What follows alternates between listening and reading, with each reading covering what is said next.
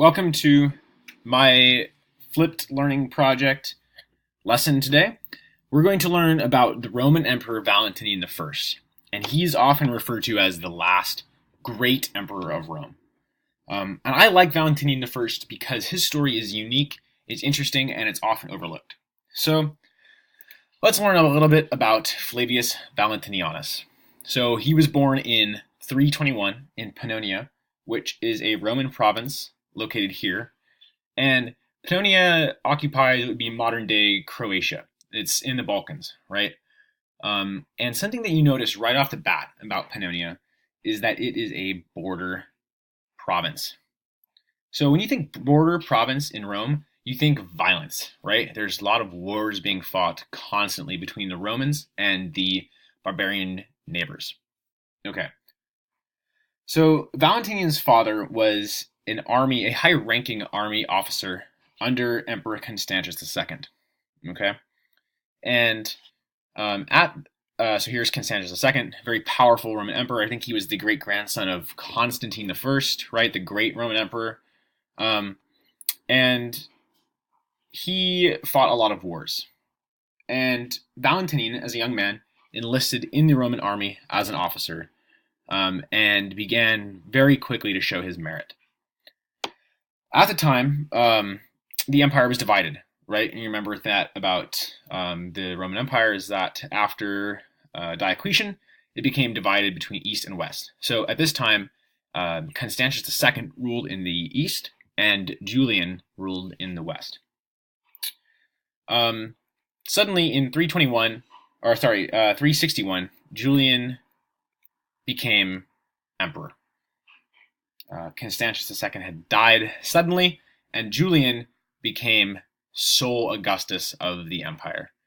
And Julian is really interesting because he was known as the last pagan Roman emperor. The Catholic Church, called him Julian the Apostate, and sometimes you'll hear him referred to that in Roman textbooks or academia, right? He's Julian the Apostate. And the reason he's called the Apostate is because he actively tried to get rid of Christianity in the empire. And he's unique because he didn't do this through violence as much as he did this through a bureaucratic purge. So he fired all officials in the empire who were Christian and promoted those who were pagan, right?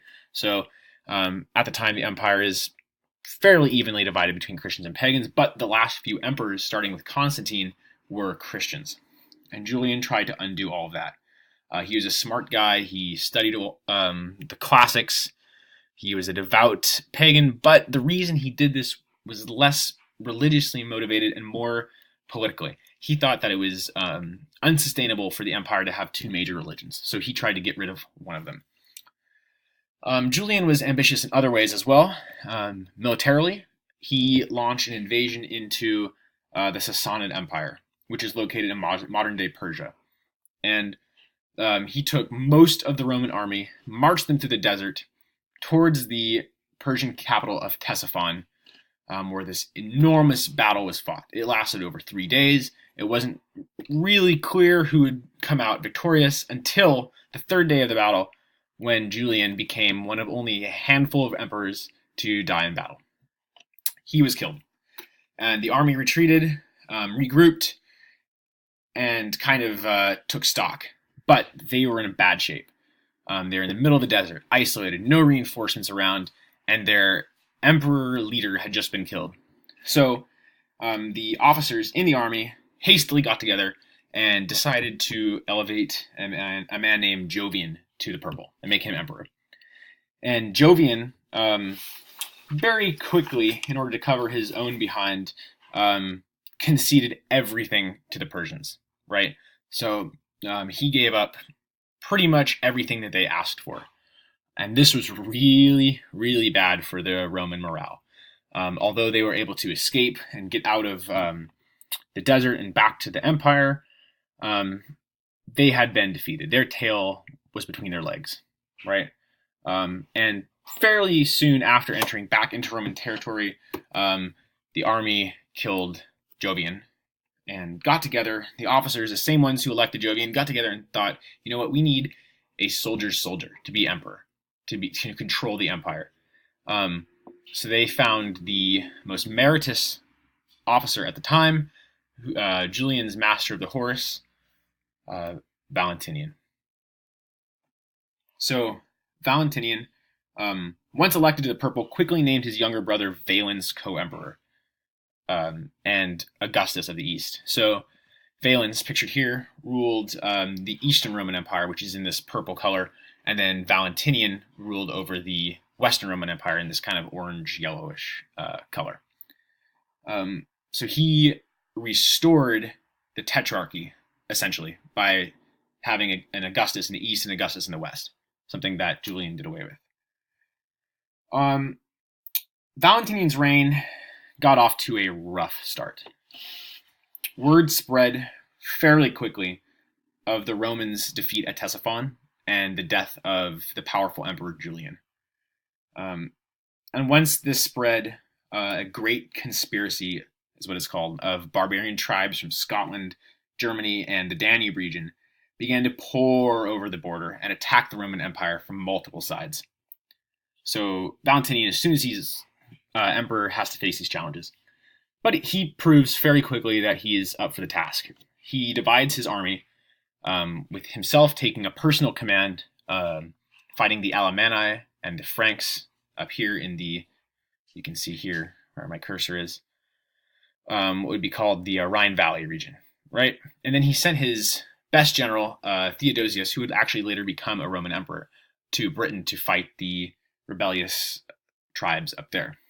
And he actually came out victorious. So after 10 years, about a decade or so of fighting, most of the tribes had surrendered to Valentinian.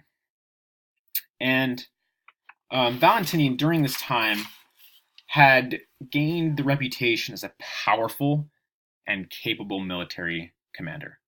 He also returned the position of emperor to an almost godlike status. This reverent position. So if we remember back to Constantine, back to Diocletian, how they were seen almost as gods by the people, Valentinian saw the value in that and attempted successfully to return the role of emperor to that. So one thing he did is he moved his permanent residence to the city of Trevorum, which is in modern-day Germany. It's called Trier. And the reason he moved here is because it's right on the border, right next to the Alemanni, so he could keep a watch on them.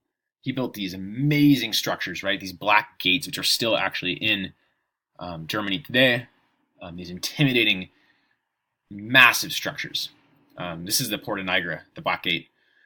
So this is the first thing you would see as you enter the city of Trevorum. And he took up residence in the Basilica of Constantine, which is also still standing today. This massive structure that has actually stood the test of time. Today it's a church, but if we can see inside it. And Valentinian, when receiving an audience, would sit in the asp here. Right about where this altar is today would be Valentinian's throne. And so anytime someone would see him, they would have to go into this huge, enormous hall and have an audience amongst the emperor.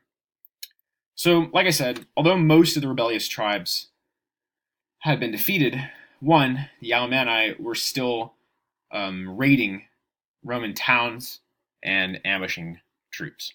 So, look here, Trevorum is about here, this area, it's near Cologne, and the Alemanni are here. So, the Alemanni engaged in this guerrilla warfare. They realized there's no way they could beat the Romans in the field head on, so they ambushed them, and they fought them in towns, and they burned crops, right? And this really, really got under the skin of Valentinian, who lived right across the river from them. He saw this fighting as cowardly because they would not fight him in the field. So the emperor eventually decided to allow an audience of Alemanni chieftains to come talk about terms of surrender. So he brought these chieftains into this huge hall where he sat at the asp, ready to receive them. And what happened next is really, really interesting. The Alemanni chieftains came into the hall, and they were totally drunk. And not only were they drunk, they were irreverent. They were spitting on the ground. They were cursing. They were yelling. Right?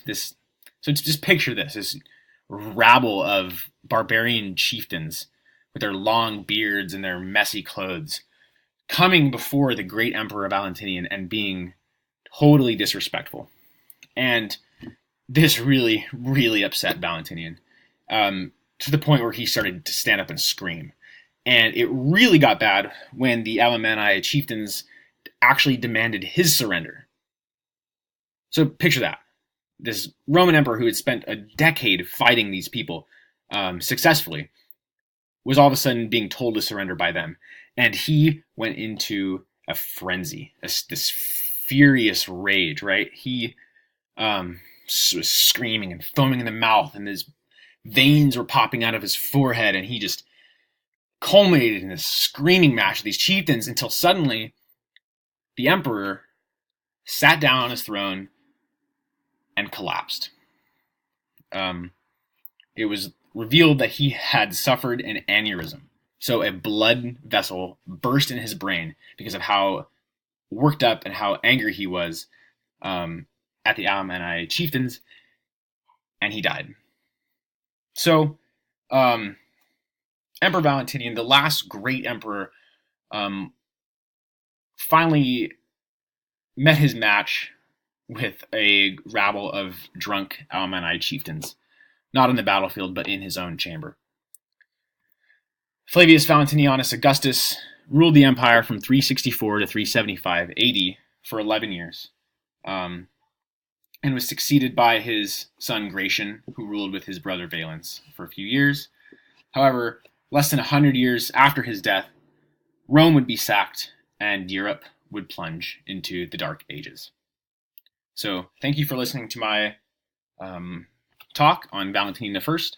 What I'd like you to do is go to the link underneath this link and fill out the Google form just to make sure that you watch the video.